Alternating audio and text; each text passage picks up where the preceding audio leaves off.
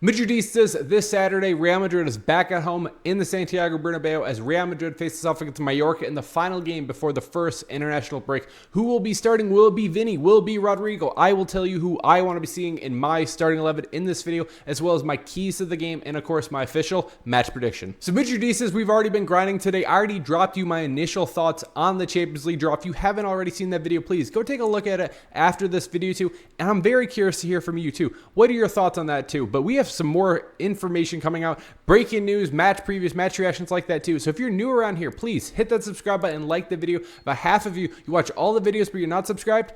What are we doing, guys? Maybe today's the day. Please do that. Very much appreciate it. But we need to be talking about Laliga because this is the final game before international break. And I will never, ever, ever understand starting a season, playing 3 games, un, deux, trois, uno, dos, tres, and then going into international break. Whoever the hell set that up should be fired. It's honestly a joke. And then half of the most of the Brazil, I don't actually think any Brazilians actually going. Only a couple of French players are going to.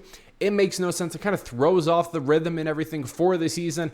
And I'm not a fan of it, as you can tell after my bitching. But it is what it is. But we need to be focusing on this game as Real Madrid will be facing off against Mallorca in this one. And here's the thing. Mallorca, last year, when we started off La Liga, they kind of ruined the vibe for us. It was supposed to be a magical year. We all know it wasn't. And really, that started after the 1-1 draw against Mallorca in the first game of La Liga last year. Hopefully, it is a hell of a lot better in this game. But when it comes to this game and when it comes to Mallorca, how have they been doing? You might be wondering, well, if you were hate watching with a lot of other Madridistas too, it was an unsuccessful hate watch, unfortunately, because Barcelona beat Mallorca in the first game 3-0.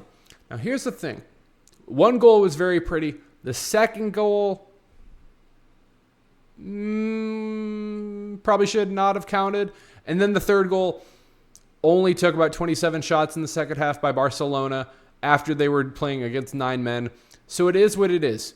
But Barcelona did beat Mallorca 3-0. Here's the thing. Barcelona probably was going to be beating Mallorca no matter what. But the fact that Mallorca had to go to 9 men in that game, getting 2 red cards in that one, and it took most of the second half to only get 1 goal against 9 men, is kind of telling that Mallorca is resilient out there too. Or maybe it's more telling about Barcelona. But that's another story for another day. Barcelona people watching this right now, do not stop commenting right now. Just stop commenting. I don't want to hear it. But when it comes to the last game for Mallorca, it was a 1-1 draw against Celta Vigo too. So it hasn't been the best start for Mallorca. But good news for them is one of their best players, and one of the players I want to be highlighting in this video is back for them too. Muriqi is back at striker for them because he was suspended because he kicked Joan Garcia in the face in the first game. And he only got a 1-game red for that. So it is what it is. I would be preferring if Muriqi wasn't playing in this one too, because he is a striker that is a little concerning for Real Madrid to actually be facing too, because he is somebody who I could see cause a little bit of havoc out there, make a couple of things happen, and bang in a goal, or maybe even 2. I would not be that surprised if Muriqi gets on the board in this one at all. Don't be that surprised. And when it comes to this game too, when it comes to Muriqi, who's going to be defending him? Because here's the thing. We all know that Dean Howson is going to be out there for Real Madrid. But whenever you were watching Dean Howson last year at Bournemouth, he was never, ever, ever man-marking the main striker. And that's one of the things I don't fully understand exactly why Dean doesn't do that. You know, the size that he has, the height that he has, he could be a little bit more physical. That is one thing I would like him to be a little bit more in the future. But the kid's 20. Like, he just turned 20. He's only going to get better, I think, and get a little bigger too when it comes to muscle and growth and everything like that too. I would hope eventually he is man-marking some of these guys. But when it comes to Rudiger or Militao, who's going to be out there? I think it's going to be interesting to see. But Muriqi, look out for him. Don't be surprised if he gets a goal in this game. Hopefully not. But we will see what happens. But when it comes to the starting 11 for Real Madrid, we've seen a couple of different things from Xabi Alonso. The first starting 11 compared to the last starting 11 was very, very different. Take a look with me on the screen now. This was the starting 11 that Xabi Alonso almost called him Carlo Ancelotti. That would have been a sin if I would have done that. This is what Xabi Alonso put out there against Oviedo in the last one too. Shocking the world, shocking every Madridista out there. Dropping Vini and starting Rodrygo in the last one. Franco Mastantuono also got his first start ever at Real Madrid. Carvajal was back in the starting 11 over Trent Alexander-Arnold, and then Rudiger over Militao. Now, here's the thing. I don't fully understand exactly what Xabi Alonso is going to be doing. Here's the thing with Carlo Ancelotti. Carlo Ancelotti, I swear, he submitted the starting 11 in the first day for La Liga, and that's it. Do not change anything. This is the starting 11 I'm going to be doing week in and week out. But when it comes to Xabi Alonso, I don't know. I think this guy is one of the characteristics that I like about him is the ability to be flexible, to make things happen too. And I think the interesting thing with Xabi Alonso is, are we going to be consistently seeing the same starting 11 week in and week out? Personally, to me, I don't think so. I think this is a guy who's going to be experimenting. He's going to be seeing how good are you actually performing out there too. Have you earned your way up to be in that starting 11? Because if you're having a stinker all week, if you haven't had a good couple of games too, I'm not surprised if your ass is on the bench, because Xabi Alonso, man, he seems ruthless. He seems ruthless out there. So when it comes to my starting 11 out there, who would I be putting in the starting 11? Take a look with me on the screen now. This is my starting 11 that I will be going with in this one. Vini Jr. is back in my starting 11 after getting a goal and an assist. And really, he looked ready to go. I'm hoping he can kind of carry that momentum that he had in the last one, and he can do it in this one too. That's what I'm hoping. Kylian Mbappe, of course, in my starting 11 right now. Best player in the world, in my opinion. Franco Masantuono, again, getting the start at the right wing for us.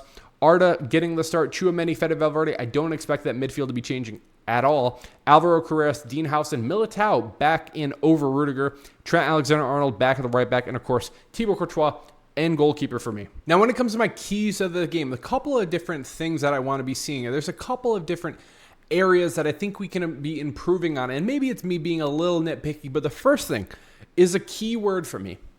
Diversify. You might be saying, Dally, what the hell are you talking about? Are you talking about finances? You talking stocks? What are we talking about out here? Diversify in who is scoring these goals. Here's the thing. Let me tell you some stats. 12 of the last 15 goals in La Liga for Real Madrid have been by Mr. Kiki Mbappe himself. That is very good. That is very impressive, but that is kind of a little one-dimensional when you think about it. 12 goals over the last 7 games for Kylian Mbappe. And here's the thing. That's not a bad thing for Kylian Mbappe at all. But if Kylian Mbappe is not scoring, who is scoring for Real Madrid? Who is consistently getting on the score sheet for Real Madrid? Vini Jr., I mentioned it in the last video too. He hasn't scored other than the Oviedo match away from home in La Liga since October of last year. That's not good enough. Luckily for Vini, we were back at home in Santiago Bernabeu, so hopefully he can be a little bit more comfortable there. But we obviously need to be a little different when it comes to the attack. I'm not saying Kylian Mbappe is not allowed to score. I don't want to be seeing that anymore. No, of course, I would love for Kylian Mbappe to be scoring. And realistically, week in, week out, I don't really give a shit who is scoring. I don't care if it's Kylian. I don't care if it's Vini. I don't care if Xabi Alonso puts on a shirt and gets out there and scores one. I don't care. I really don't. I just want us to be winning games. But I think for us to be reaching our full potential, I think we need to kind of diversify a little bit. And we need a couple of more players to be getting on the score sheet. And we need to be scoring in different ways too. One of the areas that I think we've kind of been lacking in, we lacked it last season, but I think we kind of have some more players that we hopefully can use as an advantage, is corner kicks. We have some of the best corner takers in the world. Remember the corner taken quickly? He is on our team now in Trent Alexander-Arnold. Arda Güler already, in my opinion, is one of the best corner takers in the world. Franco Masantuono coming in. Fantastic at taking corners. We have options, and then we have also added some height. Dean Howson is huge out there. No pause when I say that. Militao is big out there. Tchouaméni is big out there. I need to be seeing some of these guys get out there, and let's get ahead to the ball. Let's score some goals. I saw Dean do it before. I've seen Tchouaméni do it. Of course, I've seen Rudiger and Militao be doing it before. I need to be seeing some more goals from different people too, and from different ways too. Not just consistently getting the counterattack, getting a goal, getting individual brilliance too. Something that we can kind of replicate a little bit more moving forward. That's what I want to be seeing in this one. The other thing I would love to be seeing, I'm being hopeful when I say this too, is another clean sheet. We've already had back-to-back clean sheets, and thankfully that's from a couple different things. First of all, Courtois, in my opinion, is the best goalkeeper in the world. He is world-class, in my opinion, too. Is he the best goalkeeper I've ever seen at Real Madrid? I think he might be. He's fantastic. The guy is incredible. Another world-class performance by Thibaut Courtois, keeping us on the board. But here's the thing. Courtois actually hasn't had the most challenging couple of games. And realistically, should he? Osasuna Oviedo? I don't really think he should. And thankfully, a couple of different things that Real Madrid's actually been doing has helped in that. We have been maintaining possession very, very good. We're also recovering the ball incredibly well. Go back and rewatch the game against Oviedo and go watch Franco. Franco is coming out of nowhere and winning the ball back. I believe he had 3 or 4 recoveries in the last one too. And constantly too, not only is he recovering the ball, the pressure that we're actually doing with some of the press, whether it was Fede Valverde, Franco, even Kylian Mbappe. Think about that. Kylian Mbappe pressing. I thought I'd never be saying it. But we are doing a very, very good job there of doing that. I would love to have a third straight game getting a clean sheet heading into international break, because here's the thing. We will, of course, eventually allow a goal. But if we can push it back a couple of weeks, I wouldn't mind that as well. But we need a couple of things to happen in this one too. But I think this team is very, very capable of doing it to limit the counterattack, limit the opportunities that they have, make them be horrible opportunities, and really man-mark Mariki, make things difficult for him too, and hopefully we can keep another clean sheet in this one. The next two that I want to be talking about are 2 different players. One I'm expecting to be starting in this one, and then one is going to be on the bench. And will he get some play time? I don't know, but let's talk about it. Franco Massantuono is one of my keys to the game.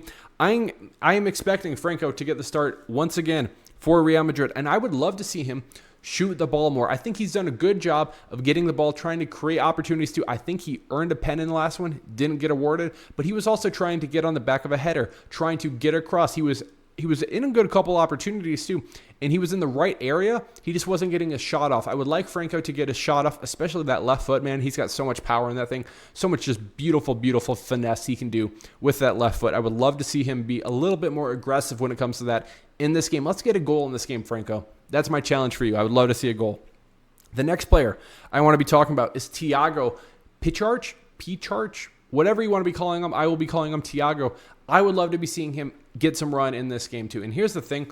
Dani Ceballos, it looks like he will be staying at Real Madrid. Marseille, it looks like that has fallen through. They're flirting with the Real Betis. That looks like it's fallen through too. So expect Ceballos to be staying. And here's the thing. I've said it on Will's channel. I have said it on my channel. I have said it on Matrix's channel and with Sam too. I want Dani Ceballos staying at Real Madrid. And a lot of people have been saying, no, get him out of here. Get him out of here. The reason why I want him staying, we are not deep when it comes to our midfield. We only have a couple of players right now that are actually fit. Arda is fit, Tchouameni is fit, Fede Valverde is fit, Dani Ceballos, Thiago. That's it. Jude Bellingham is still coming back from his shoulder surgery. Camavinga, I don't even know. I don't even know what injury he has now. He's still coming back from whatever injury he has too. We need depth when it comes to the midfield. I was saying if you sold Dani Ceballos, but then you brought somebody in, that's fine.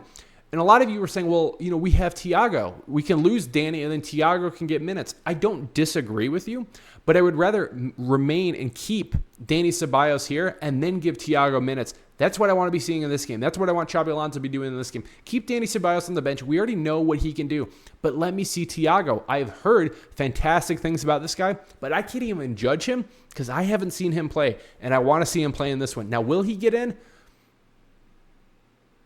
Hopefully. Probably not, but hopefully.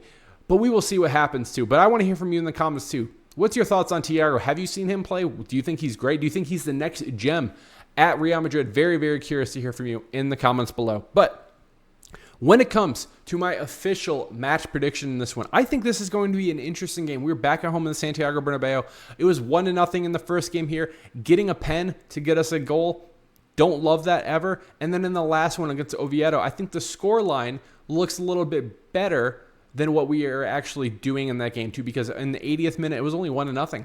And Oviedo had a chance to actually tie things up. Vini came on, made things happen, won the ball back, gave it to Kylian, gets his brace, and then Vini gets on the board too to make it 3-0. So that score looks a lot better than it was. I don't think it was a bad game last time at all. I'm not saying that. I just think that score line looks like we dominated that game, which we didn't. I am hoping in this game, I hope we dominate. I really do. I just don't know if we're there yet. We're still early days in the Franco situation. We're still early days in the Xabi Alonso. Can Vini Jr. carry forward what he did in the last one, getting a goal, getting assists? I don't know. I'm hoping he does. And when it comes to my prediction, I do think that Vini has a good game in this one. But I will be going with Real Madrid defeating Mallorca. 3-1 is my official match prediction. Kylian Mbappe getting on the board once again. Franco Massantuono getting his first goal at home in Santiago Bernabeu. Vini Jr. getting on the board too. I'm going to throw in, I want to be greedy, but I'm going to give Arda only one assist in this one. And then, unfortunately, I do think Mariki gets on the board to ruin our clean sheets. But, guys, I want to hear from you in the comments below. That is my official match prediction. What's your official match prediction? Very, very curious to hear from you, too. And then, if you made it to the end of the video, if you haven't subscribed, what are we doing? Hit that subscribe button, like the video. About half of you watch all the videos, but you're not subscribed. Help me out. Help your guy out too. Very much appreciate it. I can't wait to be chatting with you guys live right after the Real Madrid match. That should be fun, and hopefully it is a win for Real Madrid. We can celebrate it all together, so very much looking forward to chatting with all of you then. Guys, Dally with Dallyfc. Love you all. Appreciate you all. Cheers. Al Madrid.